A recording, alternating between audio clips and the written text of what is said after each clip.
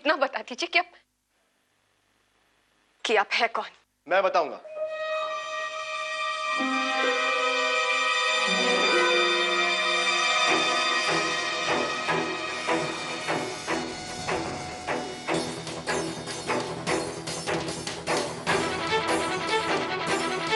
कि इस इंसान की सच्चाई क्या है।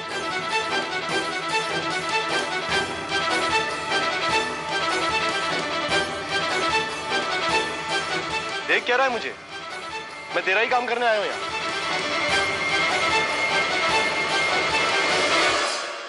देख देख, तू तो नहीं बता पाएगा कि तू है कौन, तो मैं ये काम कर देता हूं। बता दूं? बता देता हूं। ये इतने महीने से जो आपके घर में किराएदार बन के रह रहा है उर्फ ऋषि कुमार।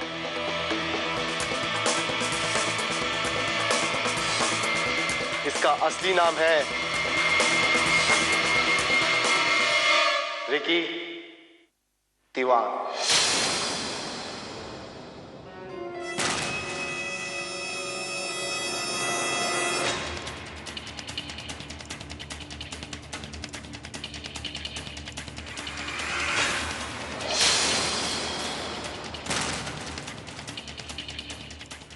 मेरा छोटा भाई। क्या?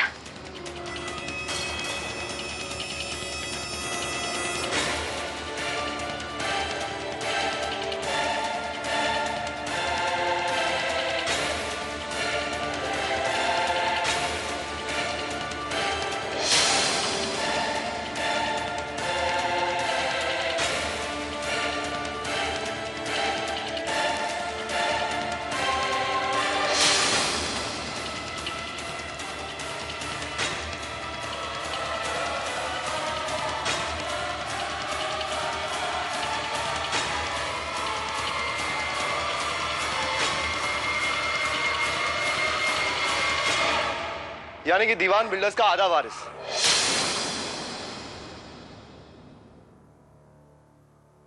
पूरी प्रॉपर्टी का 50% पार्टनर।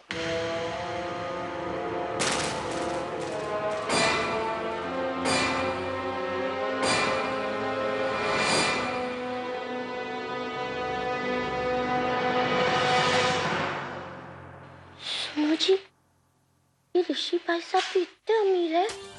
मिसेस, मैं तो कभी सोच भी नहीं सकता था ये बंदा इतनी बड़ी असामी निकलेगा, करोड़पति। मुझे तो पहले से ही पता था।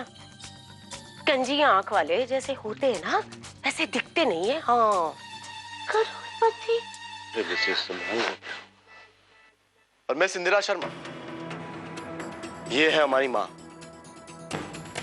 हमारी असली माँ, मिसेस सिमी दीवान।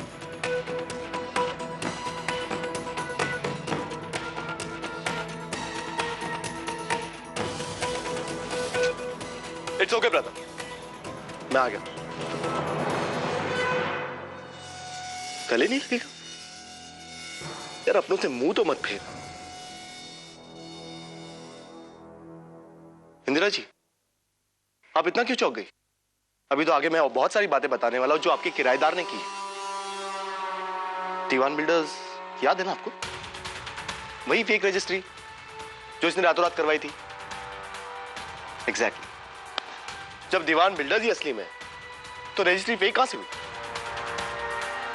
ये तो रिकी का एक तरीका था शर्मा निवास को हथियाने का।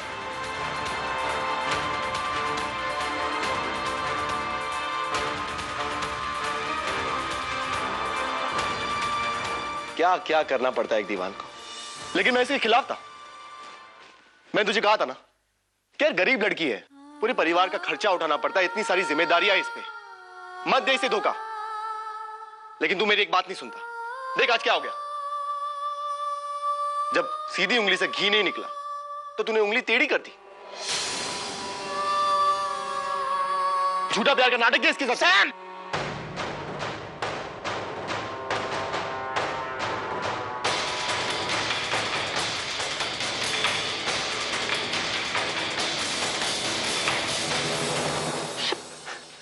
झूठ बोल रहा है ये सब। आप इसकी बातों पर विश्वास मत कीजिए मकान मालकिन जी। मैं सच कह रहा हूं। मैंने इस घर की रजिस्ट्री इसलिए नहीं करवाई थी आपने ये घर बचाने के लिए रजिस्ट्री करवाई थी मकान मालकिन जी, विश्वास कीजिए। कर लूंगी भरोसा। बस आप ये कह दीजिए कि आप रेकी दीवान नहीं है, तो मैं सारी बातें सुन लूंगी। बस ये कह दीजिए कि आप रेकी दीवान नहीं है। चुप क्यों है? बोलते क्यों नहीं कि आप रेकी दीवान नहीं है?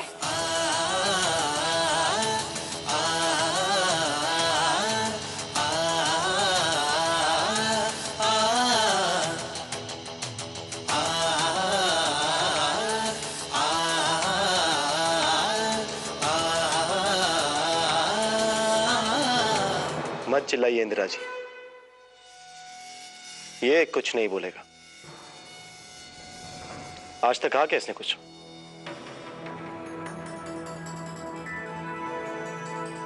बल्कि मैं तो कहता हूं कि जो भी हुआ बहुत अच्छा हुआ। आप ही ये बात सोचिए ना, जो इंसान अपने परिवार का नहीं हुआ वो आपका क्या होगा? ये हमारी मां सिमी दीवान, हमारी मां, 9 महीने इसे कोख में रखा, इसे पढ़ाया लिखाया, इतना लायक बना कि बड़ा होकर अपने परिवार की जिम्मेदारी उठा सके। लेकिन इससे क्या किया? देखिए, सिर्फ आंसू दिए मां को। जो बेटा अपनी मां को प्यार नहीं दे सकता, वो आपको क्या प्यार करेगा?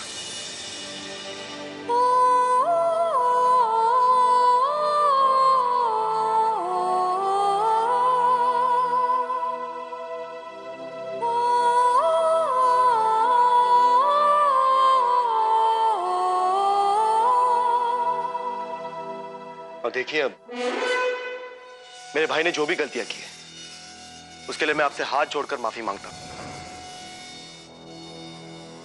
I am really sorry.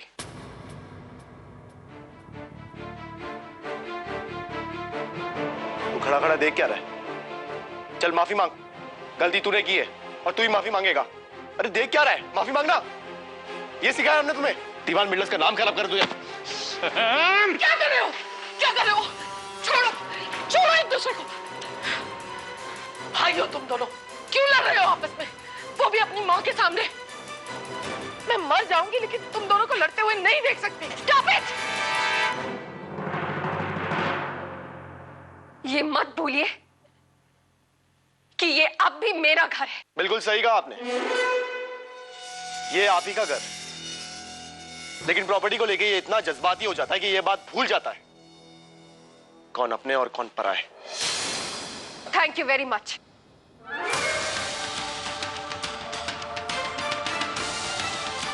Mister Sameer Diwan, आपकी इंफॉर्मेशन के लिए वो रहा दरवाजा, चुपचाप यहां से निकल जाइए और अपनी मां को भी लेकर जाइए। चलो बेटा, चलो यहां से। इस बदतमीज 2 कौड़ी की लड़की का एक शब्द मैं बर्दाश्त नहीं कर सकती। अब ये मेरी बर्दाश्त से बाहर है। रिकी, तू भी चल, तुझे यहां रहने की कोई जरूरत नहीं। चल। मैं इन्हें छोड़कर नहीं जा सकता। बेटा, इस लड़की की औकात ही क्या है जिसके लिए तू अपनी मां की बात नहीं मान रहा? प्लीज माँ, आप समझिए, आप जाइए प्लीज। तेरी यही आदत तेरे पापा बर्दाश्त नहीं कर सकते। कभी कुछ ऐसा मत करना जिससे दीवान का नाम ऊंचा हो जाए।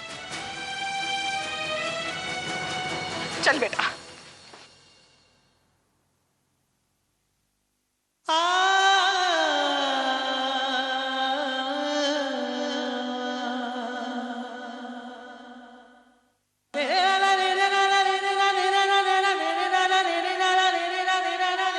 कान मालकिन जी, आपने अब तक मेरे सवालों का जवाब नहीं दिया।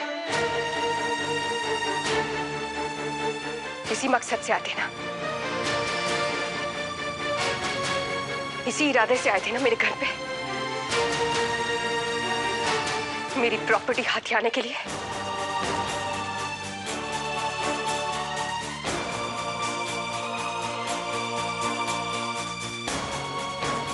अरे इंदिरा, बेटा तू भी है ना, कैसे बातों में उलझ रही है? घर लेने के इरादे से भी आया हो तो क्या फर्क पड़ता है? तुझसे शादी करना चाह रहा है ना ये, और फिर तू भी तो इससे प्यार करती है, क्या मुन्ना? हम भी तो यही चाहते हैं ना। हाँ बेटा इंदिरा, हमें है ना ये रिश्ता मंजूर है। पहले तो आपको कंजी आंखों वाले पसंद नहीं आते थे, अब पसंद आने लगे हैं। अरे चुप कर, जा सबके लिए है ना इलायची वाली चाय बना कर ला। वो तो मैं बना दूंगी, लेकिन पहले बताओ ना, अब पसंद आने लगे हैं? अरे जा, कहा ना, कभी भी कुछ भी बोल देती है।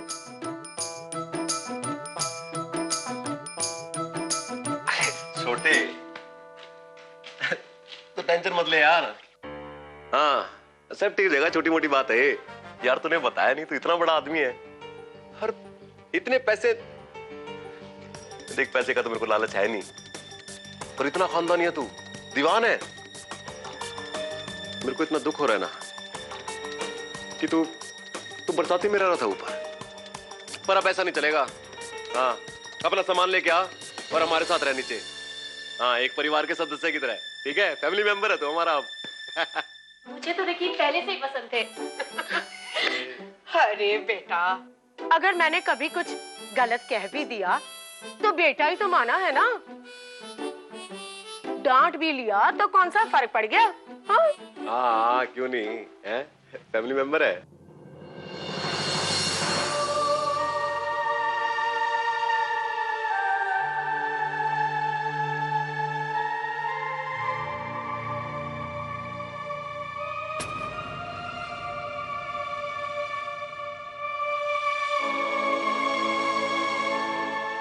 ये इतने महीने से जो आपके घर में किराएदार बन के रह रहे हैं, और ऋषि कुमार, इसका असली नाम है रिकी दीवान। मैं आपका नया किराएदार Rishi Kumar, you can call me R K.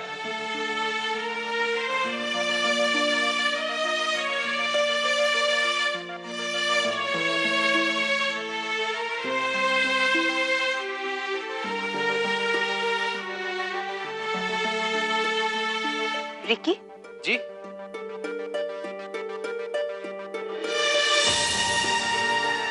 Diwan builders याद है ना आपको? वही फेक रजिस्ट्री जो इसने रातों रात करवाई थी। रातों रात कागजात तैयार करा दूंगा। मकान मालकिन जी ने शर्मा निवास दीवान बिल्डर्स को बेच दिया। जब दीवान बिल्डर्स ही असली में, तो रजिस्ट्री फेक कहां से हुई? ये तो रिकी का एक तरीका था शर्मा निवास को हथियाने का।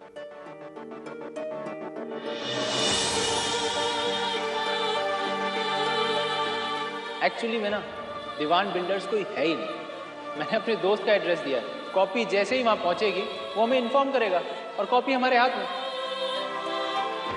हम वो कॉपी लेंगे और जला देंगे, किसी को कुछ पता नहीं चलेगा। प्लान फुल प्रूफ है। तुम? आप?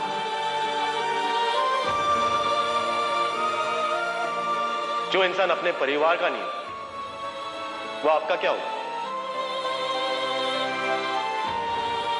जो बेटा अपनी मां को प्यार नहीं दे सकता, वो आपको क्या प्यार करेगा?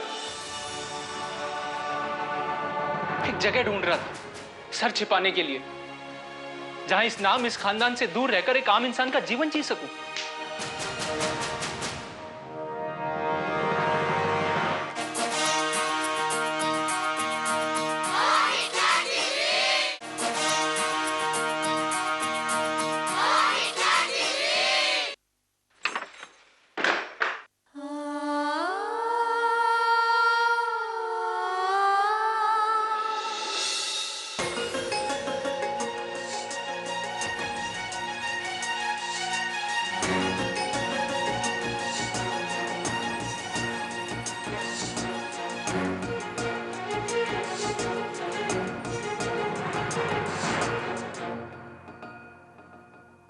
मकान मालकिन जी एक भी मौका नहीं देंगी मुझे। हमारी प्यार की खातिर न सही, दोस्ती की खातिर, मकान मालकिन और किराएदार के रिश्ते की खातिर। सुनिए ना, वो समीर ने जो कुछ भी कहा उसमें से सिर्फ एक बात सच थी मकान मालकिन जी, और वो ये कि मैं रिक्की दीवान हूं। और ये सच्चाई मैंने आपसे छिपाई। मकान मालकिन जी, मेरा यकीन कीजिए, मेरी नजर आपकी प्रॉपर्टी पर बिल्कुल नहीं थी, और ना ही मेरे दिल में ऐसा कोई ख्याल था कि मैं आपकी प्रॉपर्टी हथियाऊं। अरे मैं तो सिर्फ एक जगह ढूंढ रहा था सर छिपाने के लिए, जहां इस नाम, इस खानदान से दूर रहकर एक आम इंसान का जीवन जी सकूं।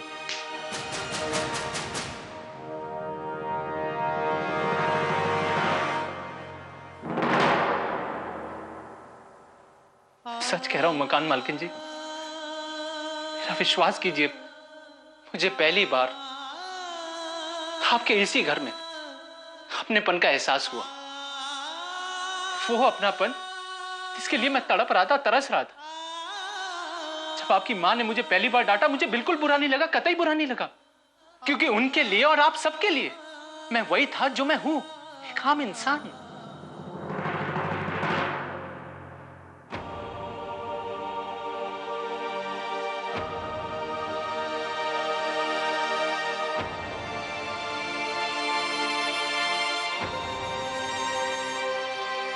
मेरी बहुत बड़ी ख्वाहिशें नहीं है मकान मालकिन जी,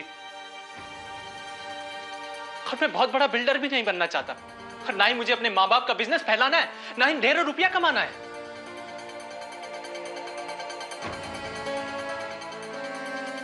जिस दिन आपने प्यार से मुझे अपना कहा, वो दिन मेरी जिंदगी का सबसे बड़ा दिन था मकान मालकिन जी। मुझे पहली बार सच्चे दिल से किसी ने अपना कहा था मकान मालकिन जी। क्या बनना क्या चाहती हैं? मिसेस ऋषि कुमार। प्लीज मुझे समझने की कोशिश कीजिए, मैं आपके बिना नहीं रह सकता। बताइए तो सही, जा कहाँ रहे हैं हम? आपके पेरेंट्स से मिलने। मेरे पेरेंट्स वो जय पशुपतिनाथ जी, नेपाल में काठमांडू में मंदिर है ना, वो वहां दर्शन के लिए गए हैं। और लेकिन जैसे ही आ जाएंगे ना, सबसे पहले आपको मिलवाऊंगा। आपको अपनी जिंदगी से दूर नहीं देख सकता मकान मालकिन जी। सब कुछ तो बता दिया है मकान मालकिन जी। अगर एक बात छिपाई है तो वो है फेथित भैया की।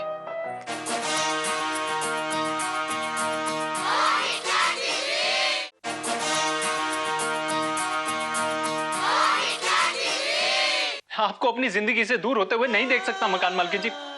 मेरा विश्वास कीजिए, मैं सच कह रहा हूं मकान मालकिन जी। मैं सिर्फ नाम के लिए रिक्की दीवान हूं, दीवान बिल्डर्स का एक वारिस। अरे मेरे अपने माँ बाप ने मुझे आज तक अपना नहीं समझा, उनके लिए तो मैं सिर्फ एक दीवाना हूं और दीवाना ही रहूंगा।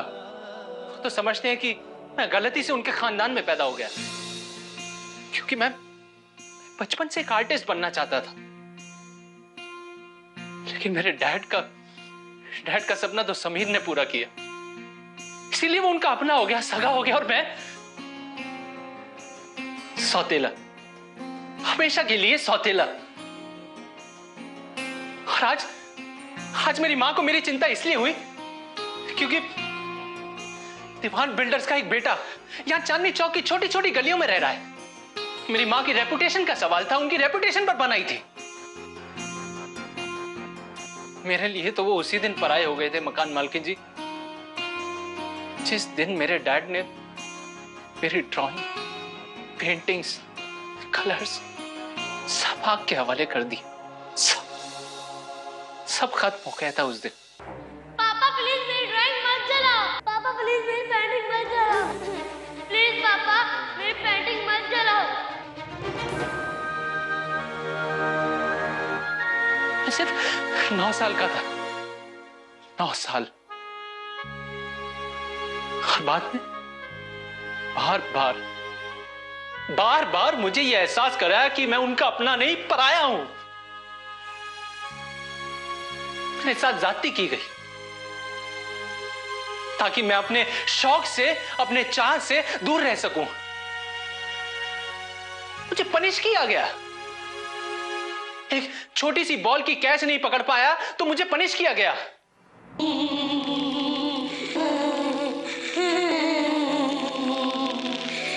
क्योंकि मेरे डैड का मानना था कि जो लड़का एक कैच नहीं पकड़ सकता सिंपल सी, वो इतना बड़ा बिजनेस कैसे संभालेगा।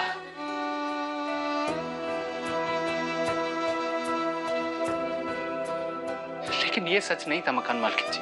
सच तो ये था कि मैं वो बॉल पकड़ना ही नहीं चाहता था। और जिस दिन मुझे मौका मिला, मैं अपना घर छोड़कर वहां से भाग गया। और फिर कभी मैंने अपने घर वालों से मिलने की कोशिश नहीं की। मैं बस मकान मालिक, आप मुझ पर विश्वास कीजिए, मैं सच कह रहा हूं मकान मालिक जी।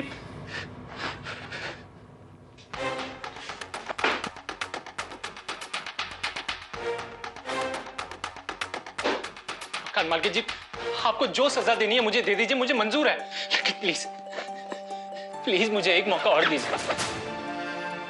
मुझे अपनी जिंदगी से मत निकालिए मकान मालकिन जी, प्लीज। मैं आपके बिना नहीं रह सकता। मान जाइए मकान मालकिन जी, सिर्फ एक चांस दे दीजिए प्लीज।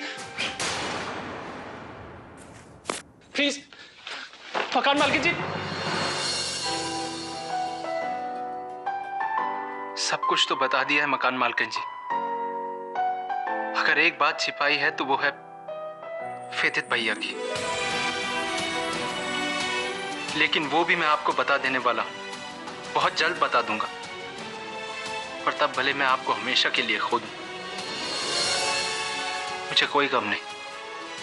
लेकिन तब तक मुझे अपने से दूर मत कीजिए मकान मालकिन जी।